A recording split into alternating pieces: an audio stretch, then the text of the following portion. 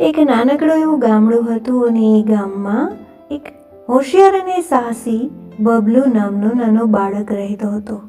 બબલુ ખૂબ જ જિજ્ઞાસુ અને ઉત્સાહી બાળકને ખૂબ નવી નવી વાતો જાણવાની જિજ્ઞાસા. રોજ જ્યારે સ્કૂલેથી અભ્યાસ કરીને આવે અને જંગલમાં ફરે અને જાદુઈ વૃક્ષ જુએ.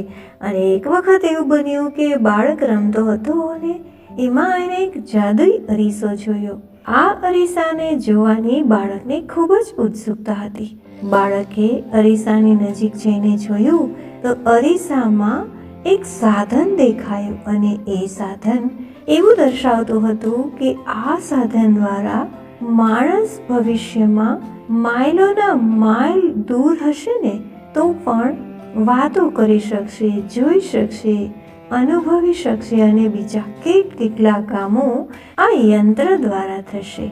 અને હા, આજે એ યંત્ર આપણા બધા પાસે છે. આ યંત્રનું નામ જાણો છે? મોબાઈલ. તો જોયું ને, નાનું બાળક પણ ભવિષ્યની શું હાલત હશે, ભવિષ્યમાં કેટલી ફેસિલિટી જોવા મળશે, એની બધી જ ખબર રાખતો હોય છે. તો કેવી લાગી તમને મારી આ વાર્તા? મને જરૂરથી જણાવજો.